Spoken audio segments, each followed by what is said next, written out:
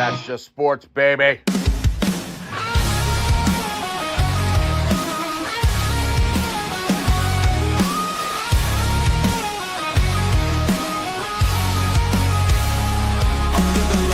Crowd goes wild, strawberry ice bringing fire and style. Reds, Bengals, Bearcats, all in my zone. This is my stage, my mic, my throne. Boom, like a hammer, I'm breaking the game. Strawberry ice, you're gonna know my name. Sports Talk Thunder, hear the podcast roar. Cincy's line is kicking down the door. Step into the lane where the passion ignites. Talking sports all day and all night. From the field to the court to the roaring stands. Strawberry ice with the world in my hands. Boom, like a hammer, I'm breaking the game. Strawberry ice, you're gonna know my name. Sports Talk Thunder, hear the podcast roar. Cincy's line is kicking down the door.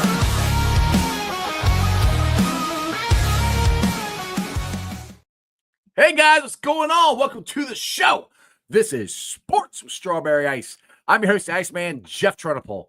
And as always, I bring you sports from a West Side point of view right here in the great city of Cincinnati, Ohio. And as always, I'm coming to you live from the Ice Cave.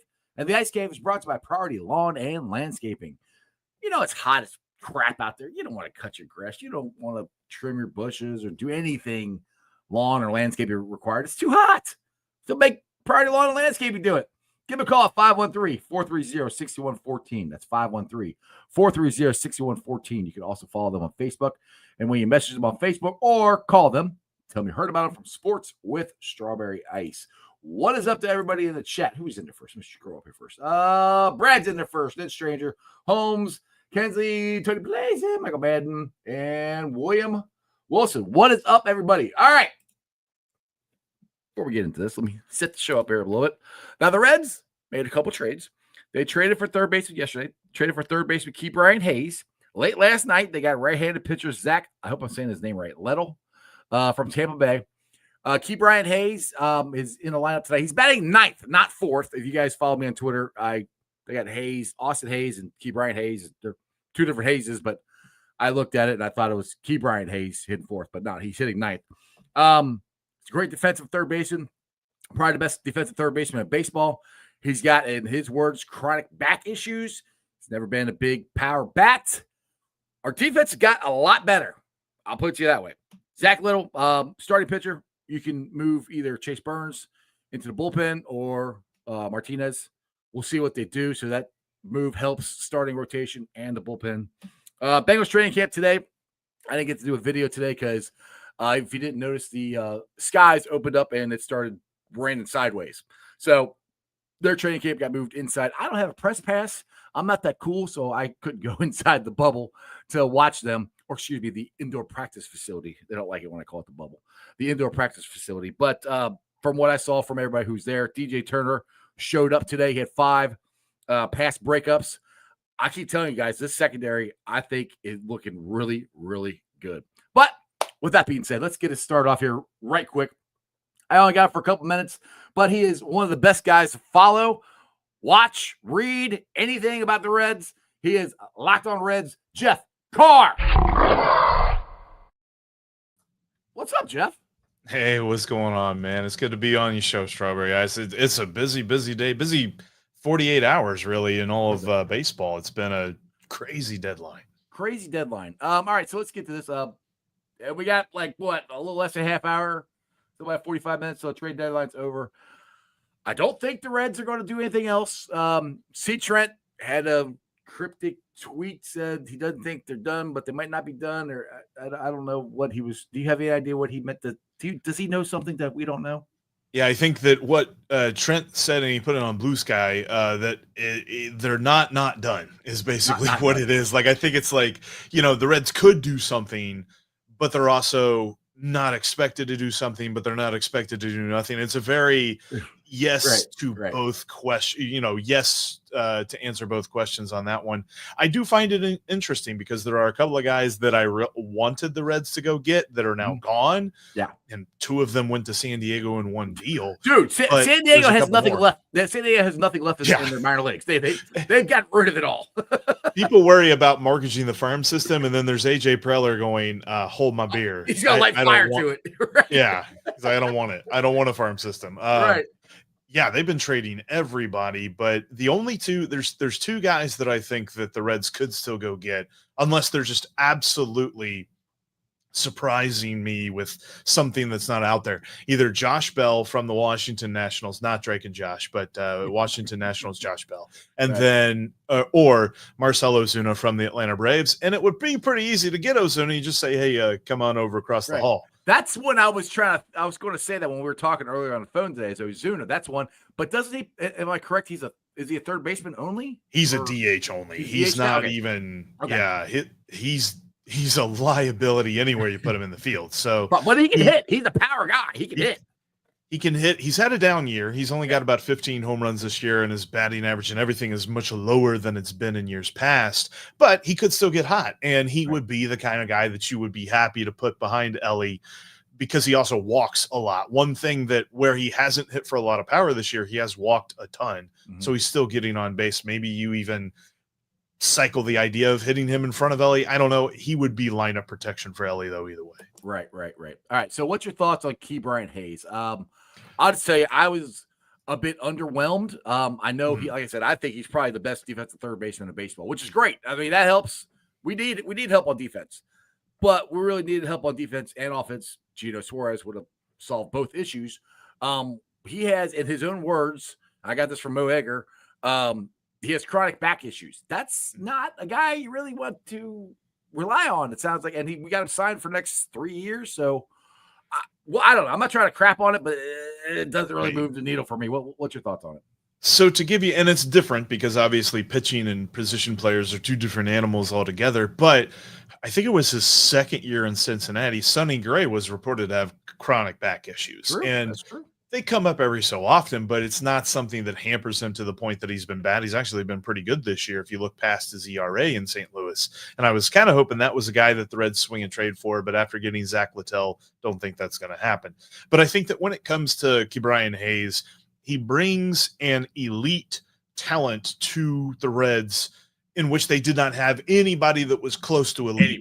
Anywhere. The defense, I mean, I'll say this. If you're comparing Gino and Ke'Bryan Hayes, obviously Gino wins that comparison because he's so much better offensively, and his defense is passable. It's not good, but it's passable. But Ke'Bryan Hayes, compared to anyone else that the Reds have thrown at third base defensively this year, is an absolute crazy upgrade because I forget. I think, I was talking with Tim on our show today. I've talked with a lot of people, so it's hard to keep that all straight. Tim. Yeah, exactly. That's your doppelganger, by the way. If everybody doesn't know, but you have seen me in the same place. I have for a fact seen you both in the same place. But I know this. Like before they got Ke'Bryan Hayes, the guy with the most defensive runs saved at the third base position for the Reds was Jeimer Candelario, and he had 1. and Ke'Bryan Hayes has 16.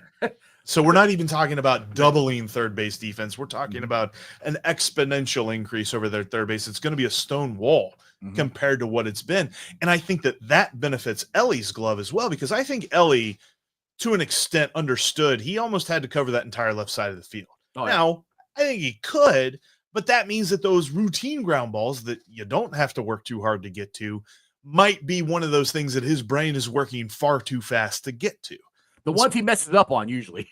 I think this opens up the ability for him to slow down a little bit. Like, dude, Ke'Bryan's got the foul line covered, got the foul line up to shortstop covered. He's got great range, great arm. Everything is amazing when it comes to his defense. And the question is, what's the bat going to do? And I think that the ceiling for him in a 162 game season is probably 10 to 15 home runs. You just hope that he becomes that on base guy at the bottom of the lineup, that he's not an automatic out. That's where I'm at with his bat. And I get it. That's really where we wanted the Reds to improve this deadline, but I think that they improved in a different way that we weren't expecting. And I think he still adds a win to where I thought this team would end up. Before they got him, I thought 84 wins. With him, I think 85, and I think Zach Littell adds one more. I got him at 86 wins at the end of the year right now. So the question is, 86 wins, does that get them in the playoffs? Because I'm kind of with Mo Egger. I've had him at 83. 83 to 86 is kind of the window I'm at. I'm thinking it's more like 90 or 90 to, I don't know, 89, 90 wins that get you in. Did this make us better? I'll put that to have a shot at getting into this playoff race, because the Padres made a lot of moves that we're chasing them. Right.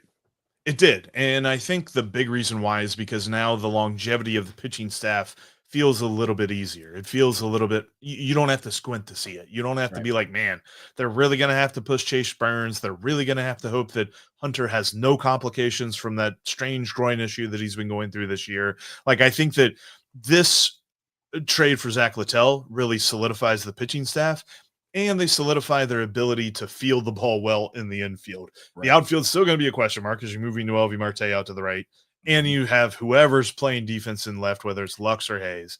But Hayes is better than Lux. I'd like to see him out there more. I just think his durability is what takes him out. But I think ultimately you've gotten better in a couple of areas that Terry Francona really wants them to be better at. So I think that they've got a real shot at this. I don't think it's like a better than 50% chance shot, but it's a much better shot than they've had in years past. I think it's better than after they suffered the August that they suffered back in 2023. That's where I have them at. I mean, I'll give him credit. I got extremely mad at him. I was very hard on him. Well, 2021, I think it was, when we made, I think at the trade deadline, they made no trades, and then they ended up getting Maul after the trade deadline. But you and me talking about 2023. 2023. All right, 2023.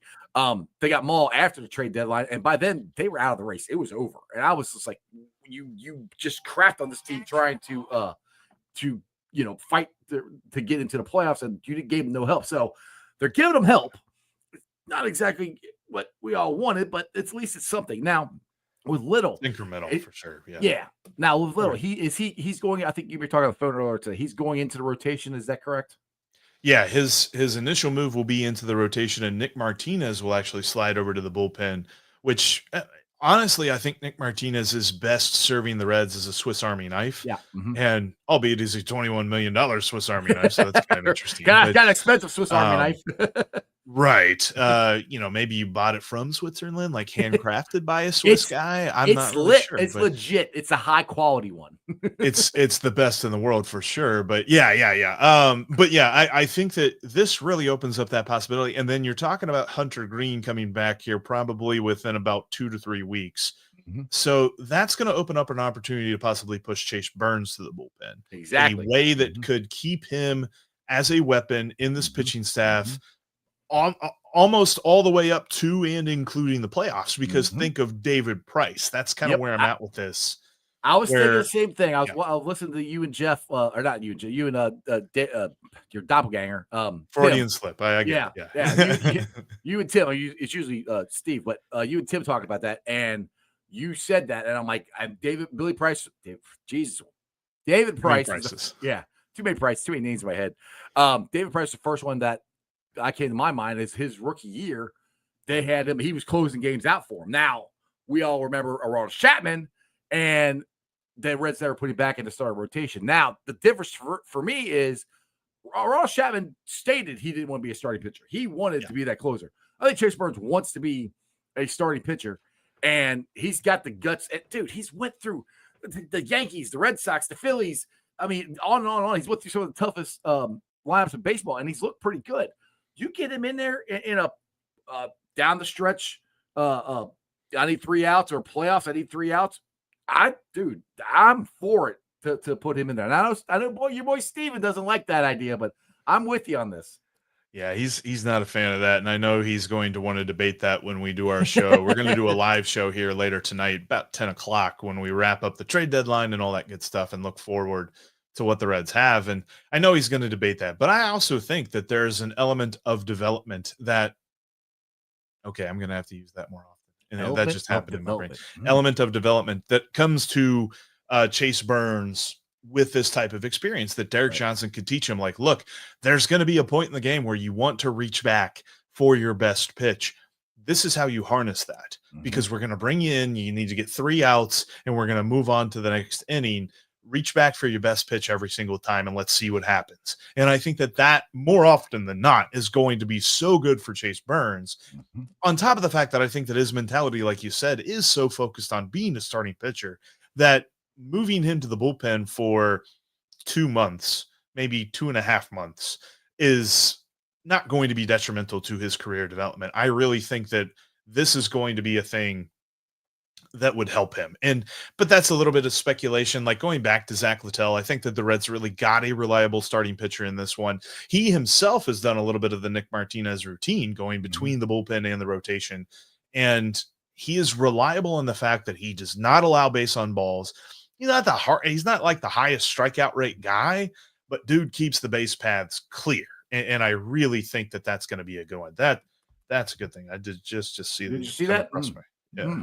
I don't know if we're getting. See, we already broke the Shamar Stewart news live on here. And while you're doing that, I want to get Game On G Money in here because I know you got to get going here.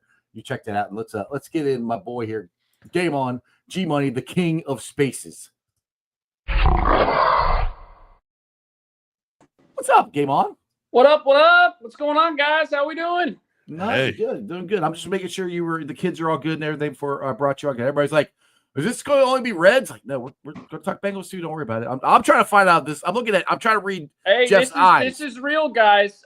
Miguel Andujar is headed to the Reds via the Underdog MLB, also via MLB Deadline News. And Ari Alexander was the first one to put it out there. Sports anchor for KPRC2. So Houston news station there. Sounds like you gotta go check something out there. Game On. I'll bring you back on. All right, Jeff. Give me some information on this guy. Yeah, Miguel Andujar is a better hitter than Connor Joe. I know that, and that's not to say that he is that's a not big a step good hitter. Right there. Right. I think it's kind of funny, and my brain is working in a bunch of different ways right now, because if you remember back in 2022, whenever the Reds were going to trade Luis Castillo, Miguel Andujar was a New York Yankee, along with Clint Frazier. Yes. And every single Yankees fan in the world consistently on social media and in the comments section consistently said, all right, Miguel Andujar, Clint Frazier, and a couple of broken seats from left field for Luis Castillo.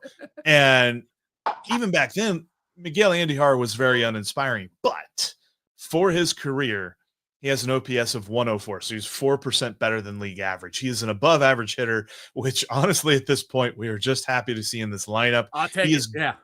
Yeah, and he's gonna move around. He's mostly been playing left field this year and a little bit of third base as well.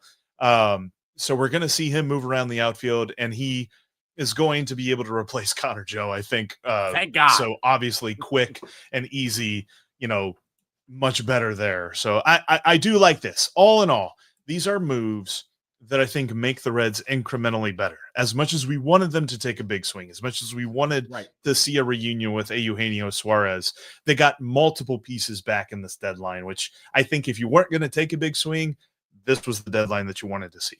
Yeah, I mean, I'm again, none of these are like big, oh my God, I can't believe we did this, but I will take this compared to what they didn't do in 2023. So exactly. I'm not ecstatic about it, but at least it's something, and hopefully it'll help the Reds. Jeff, I told you I kept you longer than I said. I appreciate you, man. Plug your stuff before I let you go, brother.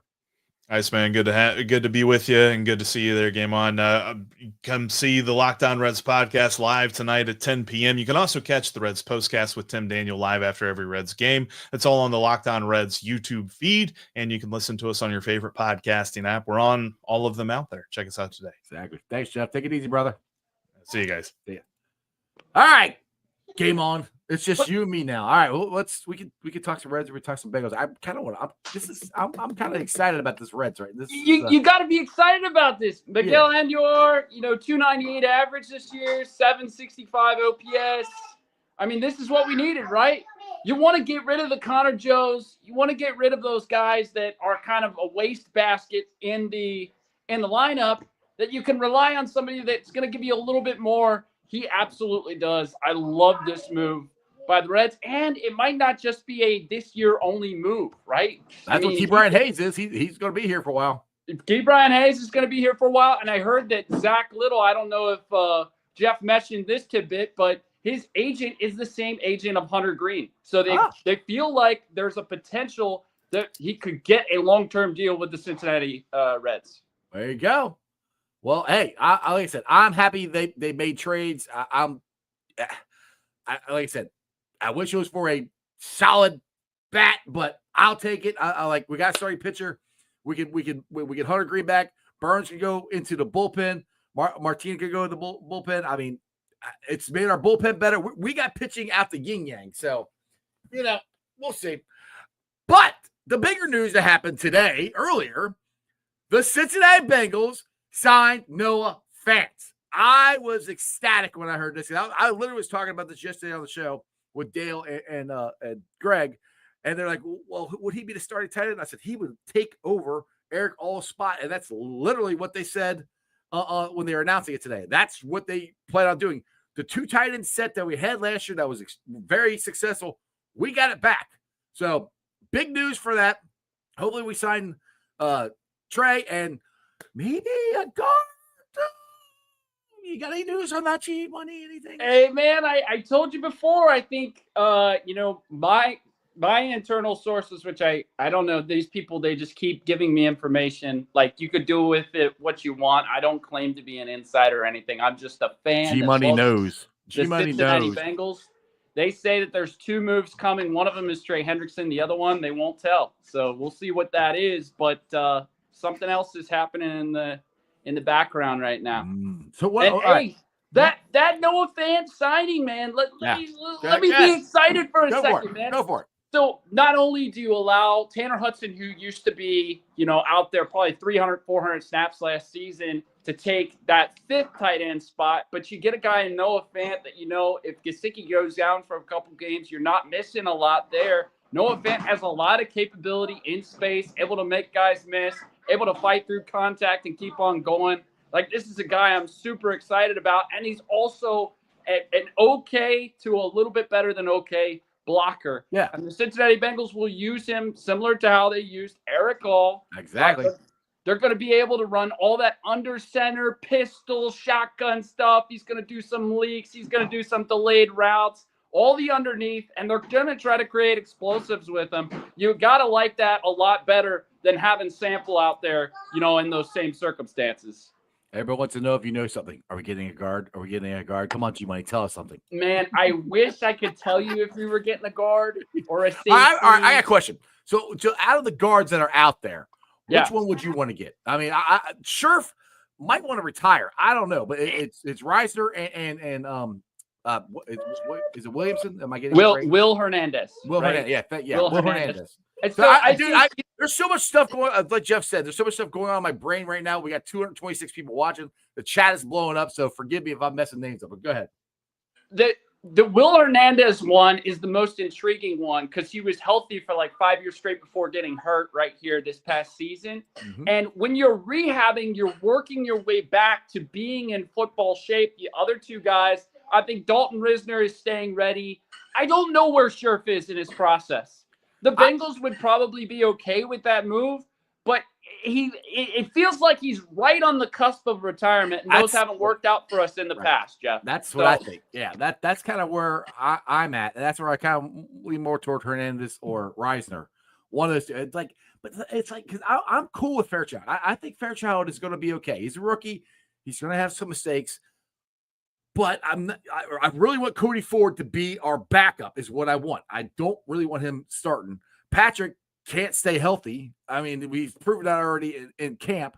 So I'm like, if you can get Reiser or Hernandez, our offensive line should be solid. I think. I don't know. I'm hoping we need it, but the offensive line, sorry, in camp is still not looking that good to me. And it just kind of depends on how they feel about Lucas Patrick. That's the guy they remember. We talked to Orlando. He said he brings a lot of leadership in the locker room. On the field, he hasn't really been able to stay healthy in camp. It just depends on how he looks in preseason and how, Cody Ford looks in preseason as to if the Bengals pivot from one of those two guys and end up going and signing a more legitimate guard, right? Yeah. And Kenley, Kenley, yes, you're right. You're right. Reiser is predominantly left guard. Hernandez is right guard. Yes, you could switch him over. He's a veteran. I mean, I don't think they're going to move Fairchild, so the position would be right guard. I mean, it would be, if you're looking at it that way, it would make more sense to get Hernandez since he is a right guard. So at this point, I'm like, just get one, because right now we got Cody Ford, who I think will be okay, but that hurts our depth, and that's where I'm like, I'd rather have a solid guy in there that we don't have to worry about. It's a plug and play guy is what I'm hoping. But Noah Fant, this is a move that I don't think the Bengals would have made a couple years ago. I don't know what the numbers are for the contract or anything like that, but this is something that the Bengals, they're a poverty franchise. They don't spend any money, blah, blah, blah, blah, blah. They got a really good tight end, I think, in Fant. And this is an upgrade to either Tanner Hudson or your sample being there. That's who was probably going to be in there. My question is he going to get his number? Because 87 is Tanner Hudson's number. Are they going to work something out to get the number out, or are they gonna have to be a money exchange, because Tanner is a guy that's making the minimum, right? I mean, you're probably gonna want, hey, you throw me 60, 70K here, man. I'll let you have the number, something like that. It just depends on, is it that important to Fant or not, right? Right. Is 87 that important to Fant where he'll pay a little bit of money to Tanner to get the number? Well, he can also, Tanner might get cut too, so he could wait till Tanner that happens. get cut, and don't forget, Cole Taylor just got cut, so 86 is wide open for him too, if he doesn't feel too much about 87. Exactly. All right, let's get to Dustin here. Tony Pike has been saying that the left side of the O-line has actually been the one collapsing the most. I just hope OBJ isn't starting to show his age. I did hear Tony say that today. And by the way, shout out to Tony Pike for making the University of Cincinnati Hall of Fame.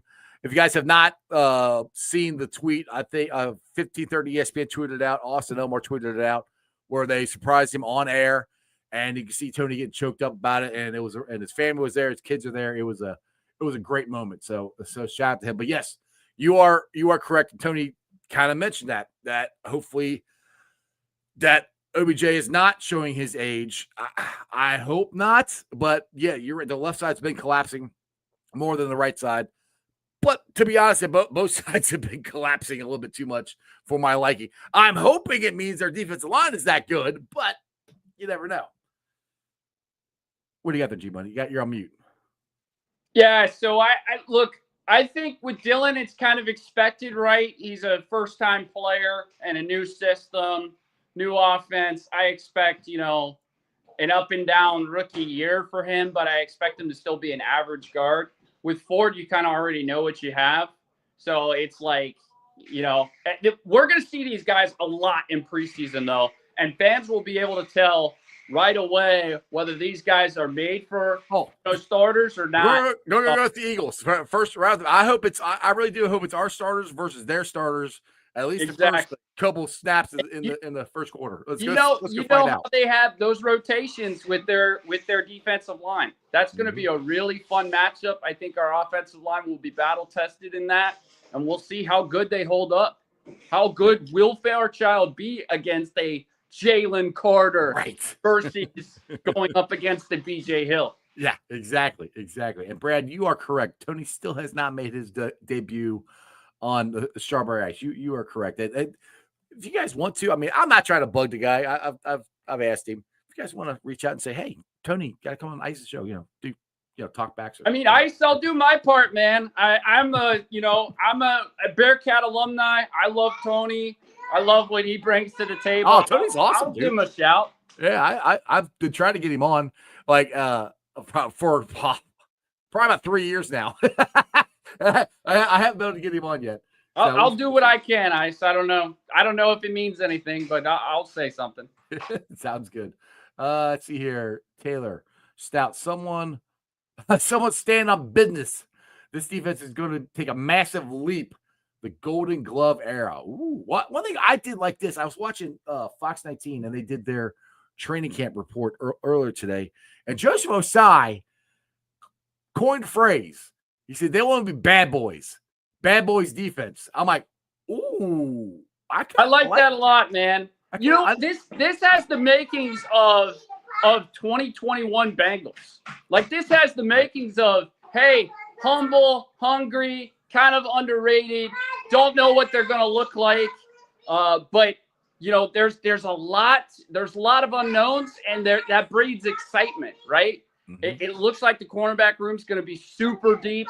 The defensive line and the way that Al Golden is using these 4-man fronts and how he's moving guys inside and out, what we've seen from TJ Slayton so far, what we've seen from Demetrius Knight so far, it feels like a 2021 Bengals. Boom, baby. Let's go. I'm with you on that. And DJ Turner, I keep talking about the secondary.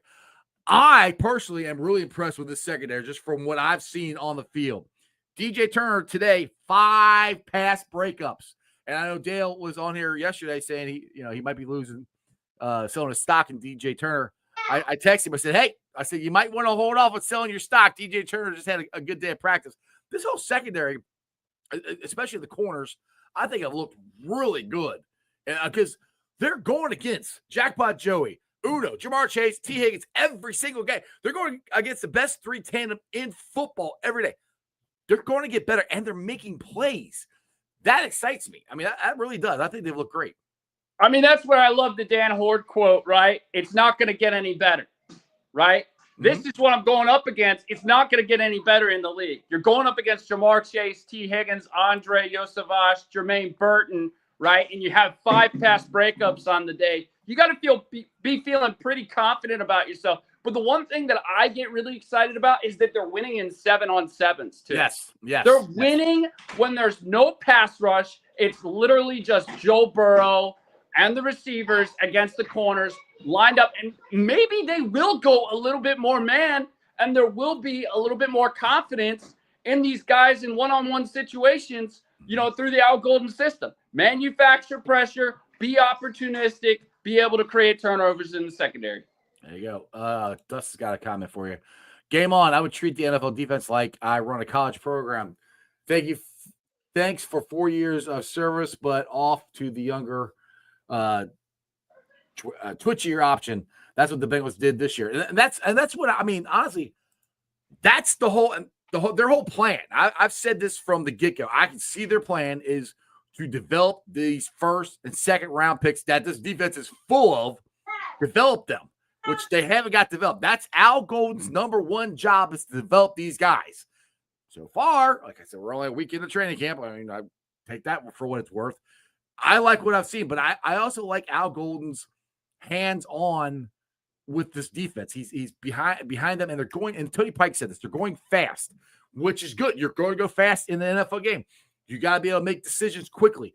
You can't fix them during practice, or during the game. So he kind of talks a little, but doesn't actually fix them. They just keep going. Then they work on it after the game and meeting stuff. And Tony said that's what Brian Kelly did a lot for the Bearcats.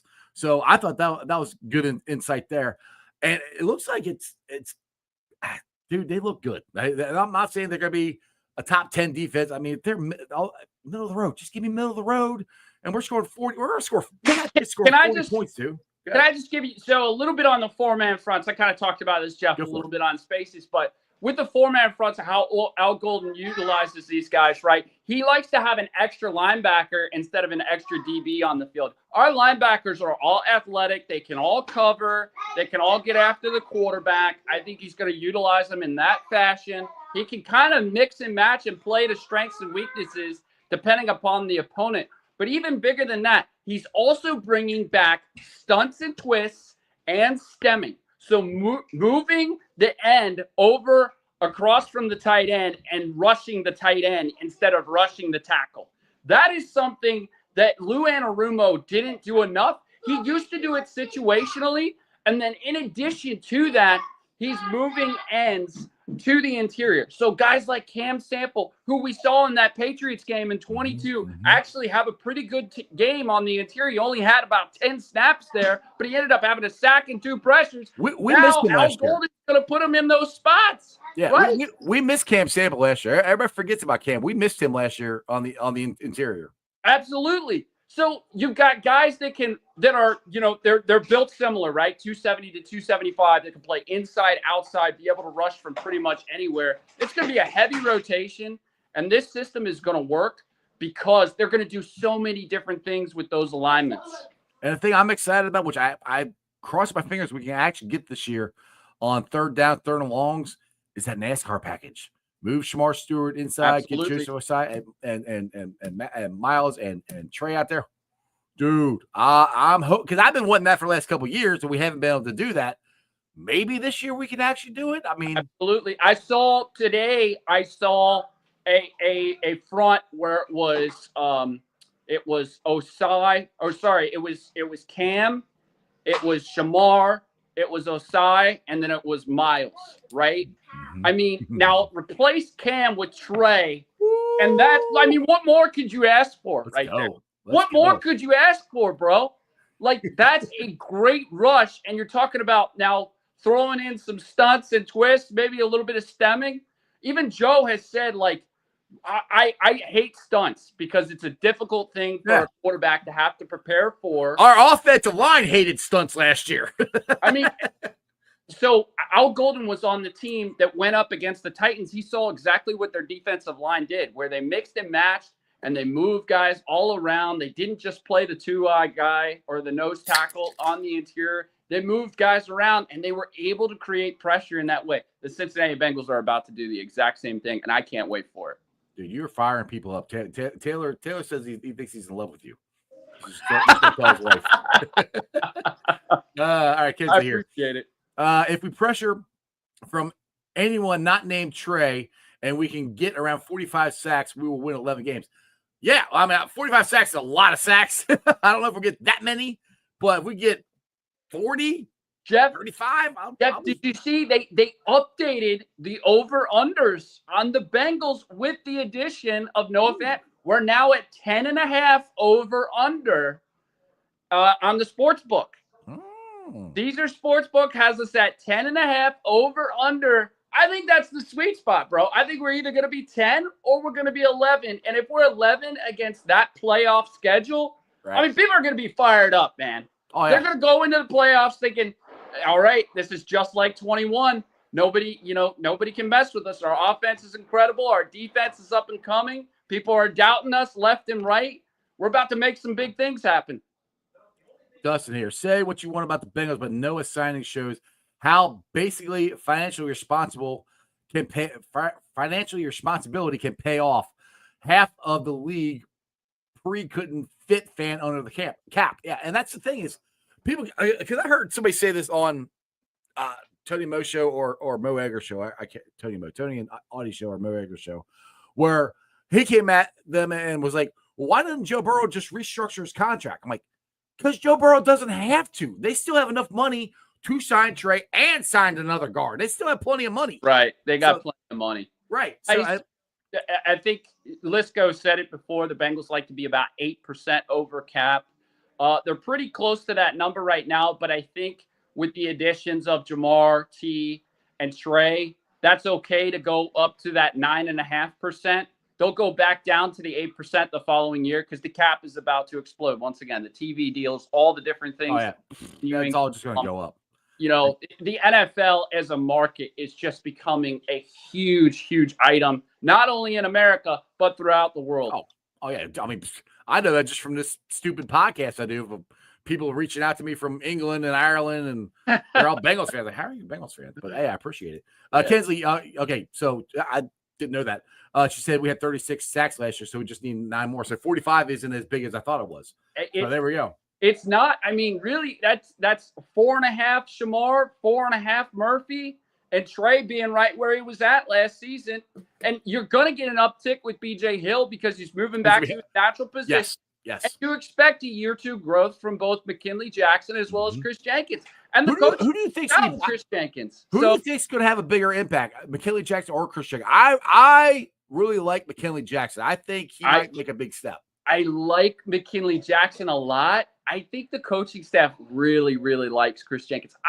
Last year, I feel like it was kind of an anomaly for him because he played majority of the year with a club on his left hand. So he couldn't really win those leverage battles. Late in season, he had a 2.5 sack game against the Cleveland Browns, and he finished out the season strong, in my opinion. He didn't lose a lot later on in the season. The defense was a lot formidable because of that. I expect him to have a similar year as to later on in the season, where we have a couple of 2-sack games from him. He could be well into the 5.5 sack range at the end of the season. Well, the thing too, the Taylor stat here says Slayton gets 2 sacks. TJ Slayton, him alone is going to make our run defense that much better. And what? I've said that from the get-go. You know what's crazy about him? It's not just the run game. Mm-hmm. We've got a real stud here. And Burrow even said it. He said, that guy is going to be really, really good for the Cincinnati Bengals. He has some type of athleticism. Him with Golden, he's probably going to get around 60-65% snap share because he's more athletic than what you had in a DJ Reader. He's going to be able to get after the quarterback, I think. And the thing is, even if he doesn't, the thing is that, I'm just talking about on just regular downs, he's going to take 2 guys up. He's going to. If it's a play action, people are like, well, I won't be out there passing down. Right. Okay, well, they have a play action. Say they have a play action. So he's out there. He takes 2 guys up. There goes Trey. There goes Shamar Stewart. Right. They're right by him, hopefully to the quarterback is what I'm hoping. So that's what I've been saying the whole time, because DJ Reader did that all the freaking time. Right. And we got that back. We didn't have that. We didn't have a nose tackle last year. I mean, what we've done here is we've got a young and ascending player that was sharing a lot of. I mean, it's similar to the Trey Hendrickson situation, right? Trey was sharing a lot of snaps.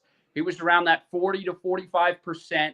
The Bengals bumped him up to 70-75%, and he just tripled his production by doing that. Exactly. All right, Dustin here. Shamar got 1 with a running back today. Can you guess how it ended up? LL Shamar is going to be a stud. I can feel my testes. My plums. I would tell you this, I'm getting excited because, all right, before all the holdout and everything, I started doing some dives and talking to Dale a lot about Shamar Stewart, and I'm like, he could be really good. I mean, he put in the right position and getting coached up right. He could be really good. And then we had this whole thing with the stupid agent and everything, and we all got focused on that. I wish I could remember how somebody said this. Oh God, they said it on a podcast that if he was on a different college team or something like that, his numbers would have been better. However, Texas A&M used him, hindered him from getting the sacks that he could get, and I think he's going to get this year. I see you walking around here. I'll do this $10 super chat for Augie. Appreciate it, Aug. G Money, who day? I'm super excited to see the young core together as a unit on defense. How much of blame of last year's ineffectiveness would you put on Lou and his faith in the aging vets? Bro, a lot of it. A lot of it. And we talked about this today too, Jeff. Think about this. Think about what DJ Turner did today. Think about how the DBs have been looking. They look a lot more confident, don't they? Yeah. Guys, last season, if you were young and you made a mistake last year and you weren't one of those guys, you sat. You were getting pushed off the field. He was going to take you out of the game. And those guys lose confidence when you do that. Now you've got an Al Golden system where he says, I'm going to let you decide, right? You're going to play the man how you want to play him. I'm going to give you all the confidence in the world, and I'm going to let you battle it out. There is no hey, I'm taking you off the field because you made a bad play, right? Mm-hmm. That is going to only help these guys gain more confidence as the season goes along and be the best version of themselves. So you think about Cam last year to this year. Al Golden trusting him being the starting corner, going up against number 1 wide receivers. He's going to get his swag back, right? You kind of saw it season. Once Lou, when they were 4-8, he had nothing to lose, right? Right.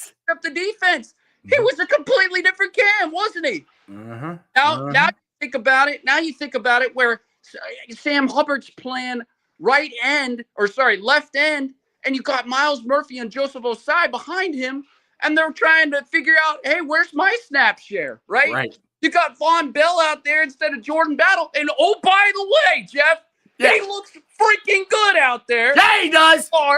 He looks incredible, and he's talking a lot of smack. This is a big year for him. And then don't forget about Jermaine Pratt. The guy was making excuses post-game like, oh, they just played really good. Brother, they were checking you down, and you were too slow to get to the football. Dude, and our linebackers are going to be a lot better this year. You're replacing him with Demetrius Knight, who was so good so far in camp, and he looks the part. He looks the part. So I absolutely believe that Lou Anarumo had a big part in the Cincinnati Bengals defense being the way that it was last year. And I expect kind of a really big turnaround, a really big shift. These guys are out to prove that, they belong with the rest of the league. They're a good defense, and that the Cincinnati Bengals are back, baby. They're back, baby. And by the way, did you see this elite video that this guy took yesterday of Jordan Battle against Uno? Check this out.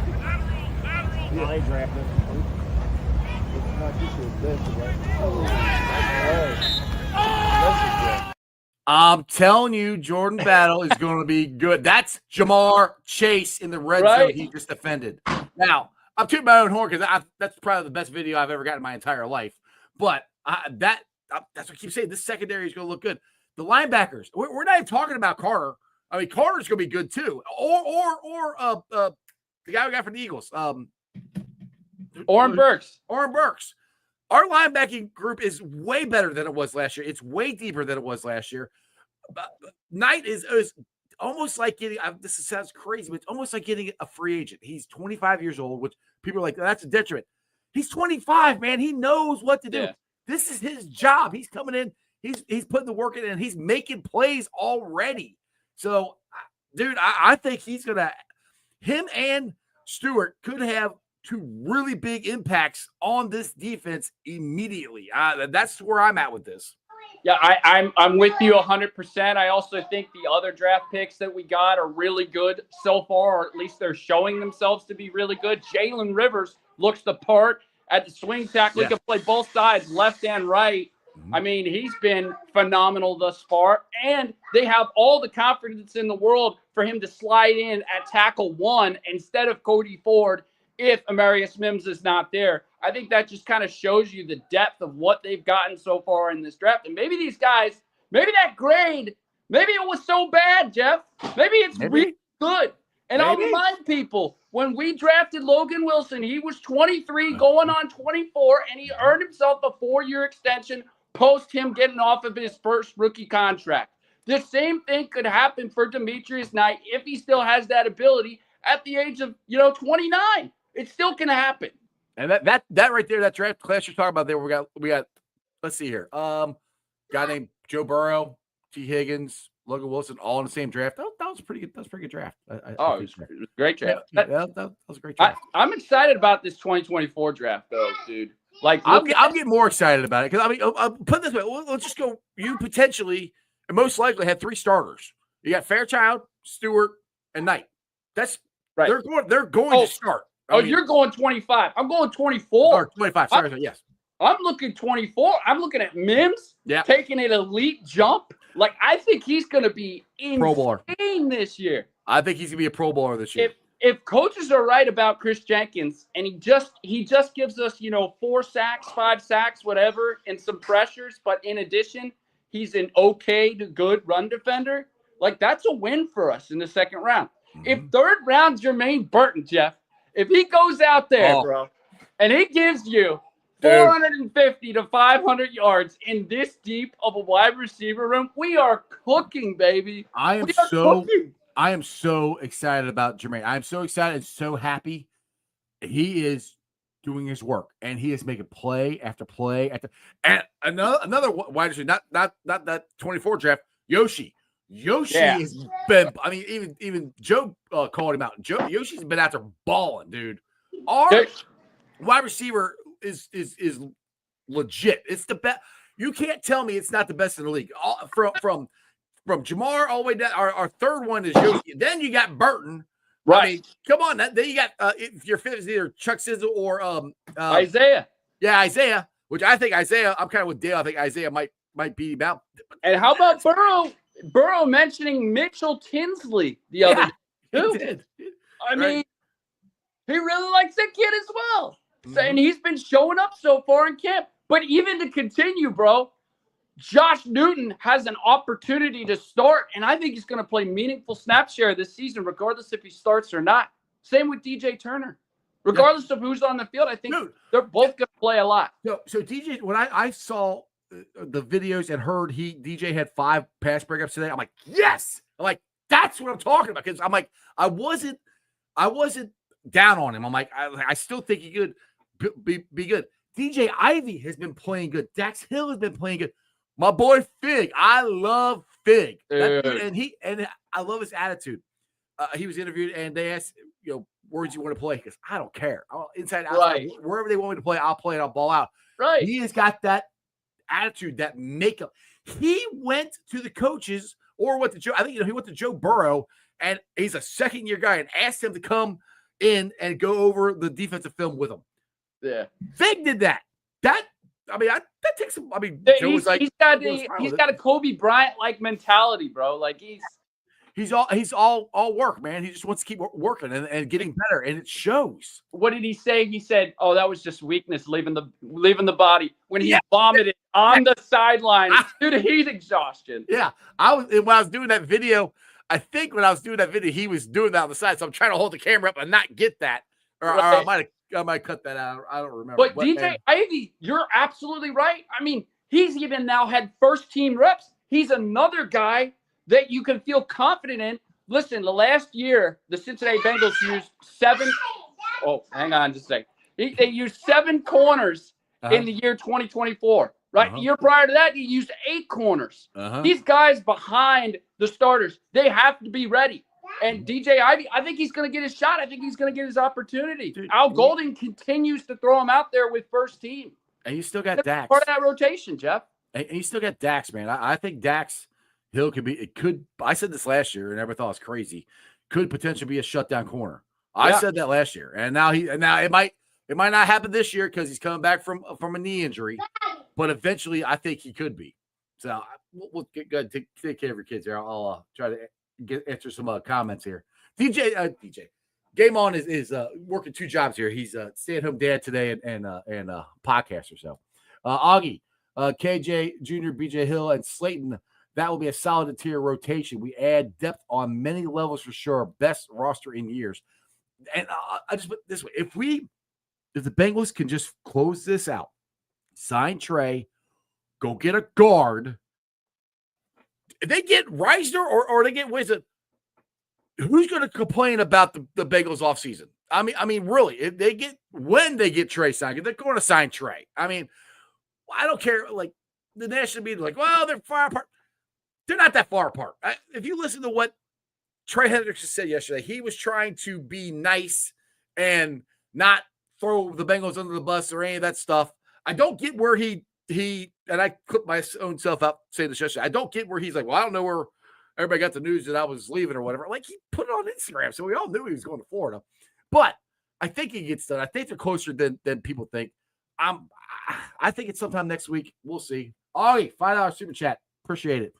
Best part of our secondary is they train SCS's the best core of pass catchers. Oh, yes, they go against the best core pass catchers in the league.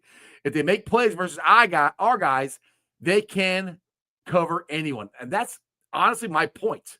That's exactly what I was saying. They're getting better by going against the best, literally the best guys in the league. There is no better wide receiver group in this league other than Cincinnati Bengals. Yeah, you're right, Augie, the deepest. Hey, kudos, and I echo that sentiment.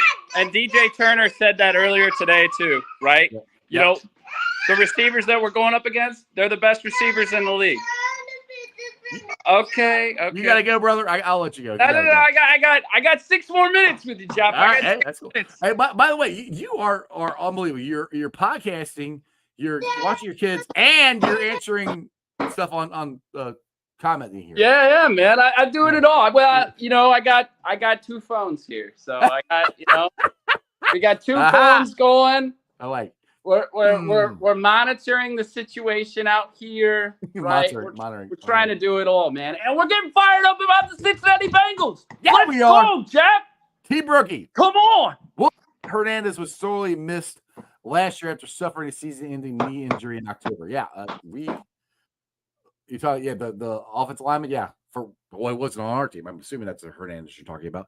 If we get him, dude, we get one of these 2 offensive guards, I'm going to go freaking nuts. Because look, I don't know if you heard what I said. I said when they sign Trey and if they get one of these guards, what's people have to complain about the Bengals offseason? Tell me. I mean, other than it took too long to sign Trey and all that stuff. I mean, you signed T, you signed Trey, you signed Mike G, you're assigned Trey Henderson, you got TJ Slayton, you got Noah Fant. Now hopefully you're going to get a guard. Get the hell out of here. Come on now. Hey, it just took a little bit longer, right? But that's the Bengal route, right? I'm not going to go after the tier 1, tier 2 guys, but I'm going to go after tier 3, tier 4 guys. I'm going to wait it out. And this year, there was a loaded free agency class where guys became available and the Bengals took advantage. And honestly, it's worked out nice for them to be able to get Taven Bryant later on as a defensive tackle to compete for the team, as that D tackle 5, along with Ajim McTelvin, who they had highly graded out of the draft that year. And then in addition to that, to get Noah Fant, those are good moves. And you add TJ Slayton, you add Oren Burks, that's not a bad offseason. Earlier on, it looked bad because you were like, what are we going to do at tight end? What are we going to do? In March, I was going nuts. I'm like, oh my God, we're not signing any guards. Right, we're not signing. Well, because you're in those space, or I've seen you join those spaces a few times. It's like, what are we doing? Come on.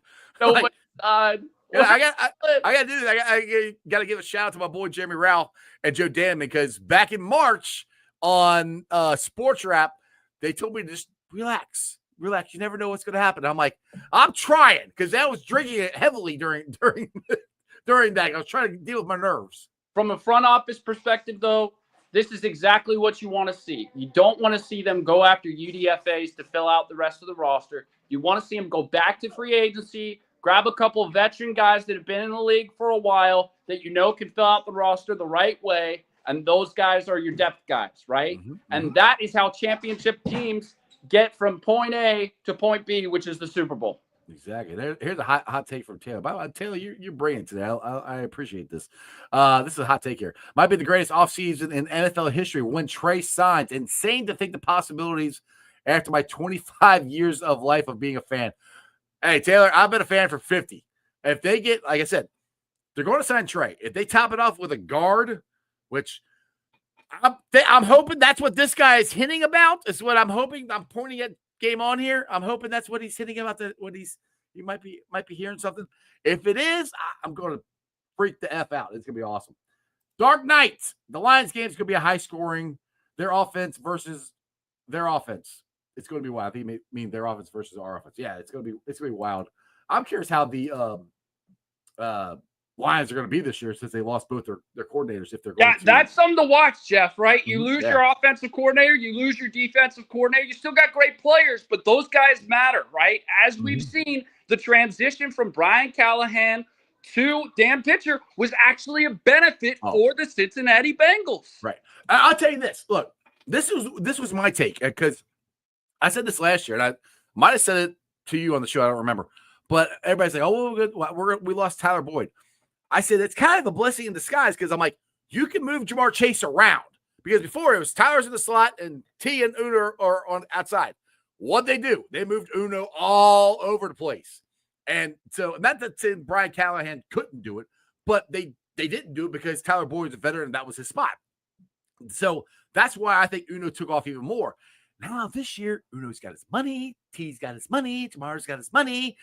Get Trey in here. Give him his money. Let's go get that freaking ring. I want a ring. I want a couple of rings. I want But let's 6 make rings. I that want 27 correlation, rings. right? So Let's go. defensively, it was the same thing.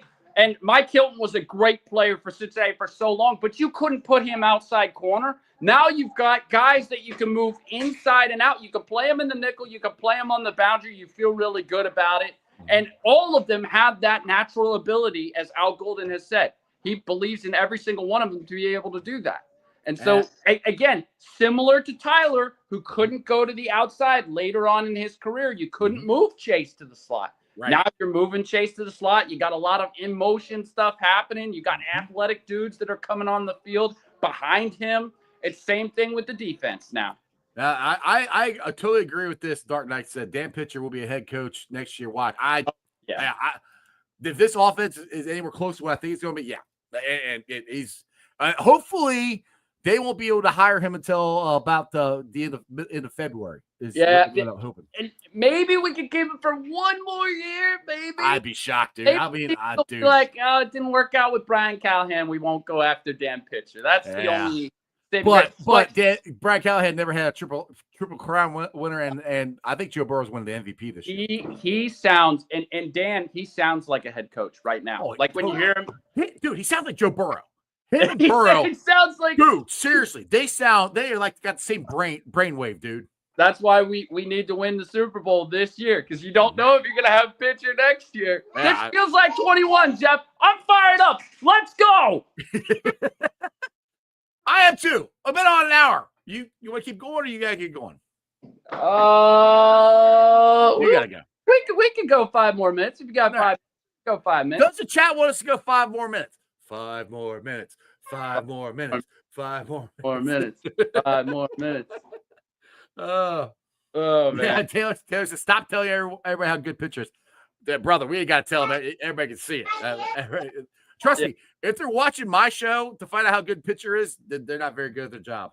I'm just interested to see who does win that starting corner job and who wins that starting wide receiver job, or who wins the snap share between Burton and Yoshi. Because I think Yoshi still has that ability, and I think Burrow likes him a lot on the back shoulders. Yeah. But Burton has that down the field threat ability that maybe Yoshi doesn't have in the contested, where you're like, dang, I'd like to see him on the field a little bit more in those spots. Does he get taken out a little bit more? And Burton, dude, he could be a Pro Bowl special teams player this year.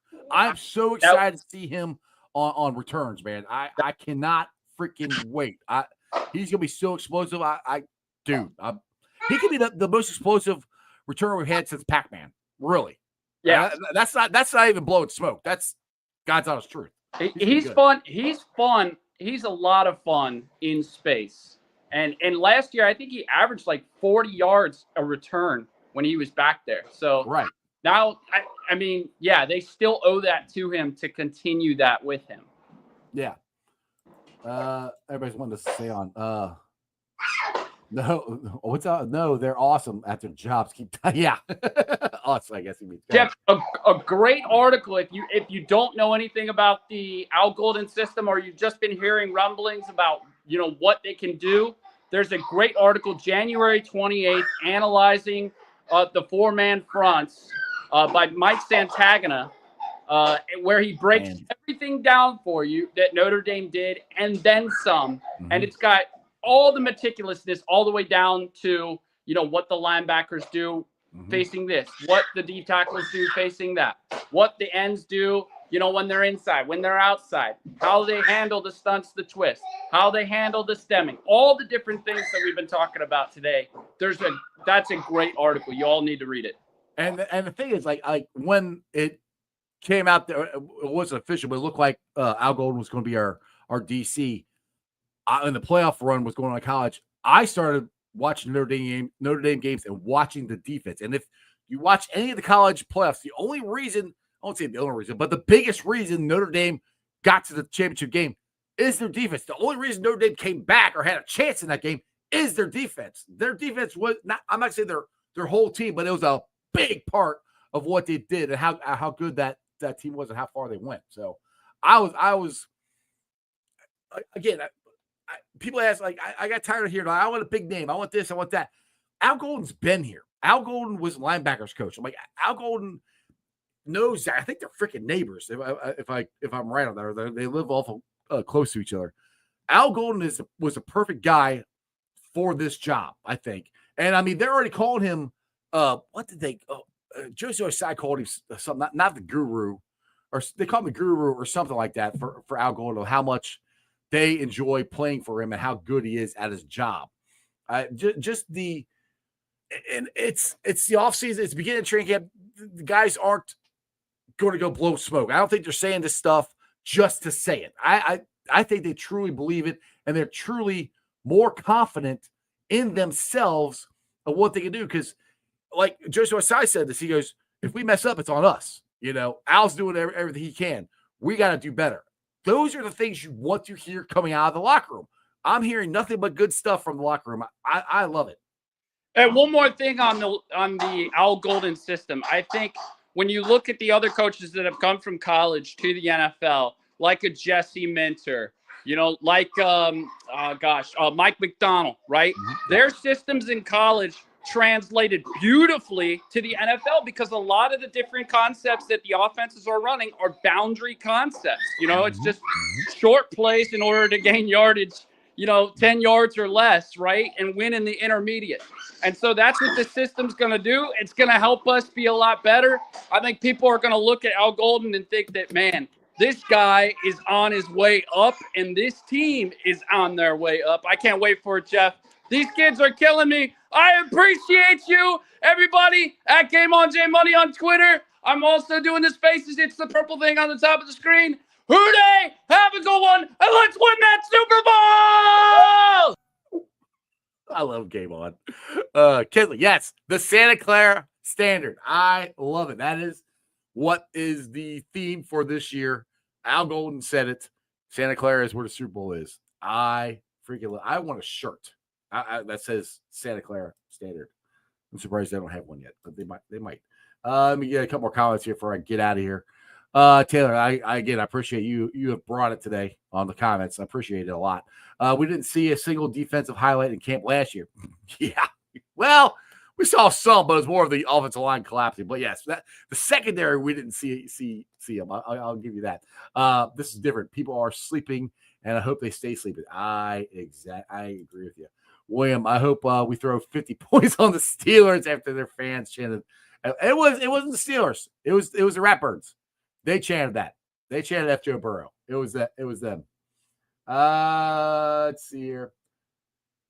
I think everybody got a good show. Yeah, go follow Game On. He does spaces every day. I don't know. He's got one every time I go on there on Twitter. He's on there. One of these days I'm gonna jump on there with him. I've just been busy. We're trying to go down to training camp and do my other two jobs. So I appreciate Game On getting on the show. I appreciate you guys watching. Make sure you share the show out. Tell everybody about it. We got 277 people watching right now, which is awesome. That's over YouTube, Facebook, X, Twitch. So I appreciate every single one of you guys. Tell everybody about Sports with Strawberry Ice. Like I said, I've been live streaming on YouTube, Facebook, X, Twitch. You can follow me on all those, along with Instagram, Threads, and TikTok. I will be pulling a sound off later on tonight. So if you guys are bored and you want to just listen to what we said again, go check out my podcast. It's on BeanPod, Apple iTunes, Spotify, Google, Stitcher Play, pretty much where you get your podcast. Please make sure you rate, like, and review. Leave a comment and a 5-star review so more Cincinnati fans can find my podcast. Shout out to my sponsors of the show. They are as follows: Priority Lawn and Landscaping. Well, I gotta get that comment up there. I didn't see I left it on there. Too many things going on at one time. There we go. Priority Lawn and Landscaping. It's hot out there. You don't want to cut your grass. You sure as heck don't want to be trimming the bushes. I got bushes on the side of my house that I need to get done. I think I'm going to call Priority Lawn and Landscaping. Give a call, 513-430-6114. That's 513-430-6114. You can also follow them on Facebook. You can check out the work they do there. So message them on Facebook or give them a call. And when you do, tell them you heard about them from Sports with Strawberry Ice. Also, shout out to T Properties, quality housing for quality people. Check out the website at www.tpropertiesllc.com for all your rental property management needs and your rental needs. And, of course, Meyer Window, Door, and more. Their website is MeyerCincinnati.com. I got them in my house. I highly recommend you get them in yours. They're energy efficient. easy to clean, great looking windows. Meyer door, windows, and more. And of course, my favorite brewery, Moorline Lager House. We are going to be doing the tailgates this year. We are going to do the home tailgates, which are 3 hours before every single game. And we're doing the road tailgates or watch party. Just come on down, watch the game, have a couple beers. Like I said, come on down 3 hours before every single game. We'll be starting at the first home game of this season. Moorline Lager House. It's going to be an awesome, awesome time. Tonight, if you're heading down there, they got Rocket on Roebling. Go drink you some delicious Moorline beer. I always recommend the more beer or the more burger. That is, if it was good food, that's my go-to down there. Moorline Lager House. Ladies and gentlemen, you guys have been awesome. I appreciate every single one of you. Tomorrow, I got Mike Petraglia, Trags, the Banana Man, Trags. Hopefully, maybe he'll wear his shirt and hat on the show tomorrow. If not, I know you guys follow Trags. He does a great job covering the Bengals, and he covers the Reds too as well. So tune in tomorrow, and we'll have another great show. Other than that, I'm going to go watch the Reds. We got the Reds tonight. We got FC tonight. We got football tonight. There's a lot of stuff watching, or a lot of stuff to watch tonight. I'll be watching the Reds game and probably the FC game and try to find out what's going on in the football game. Probably mostly the Reds and FC. We'll see how Keeper and Hayes does. I'm very interested to just see him. And like I said, he's batting 9th, not 4th. Austin Hayes is batting 4th. If you follow me on Twitter, you know what I'm talking about.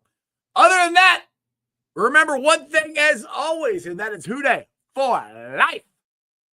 Throw it up. That's just sports, baby. See ya! Another great show. You guys still here? The show's over. You can come back tomorrow. I'm out of here. See ya.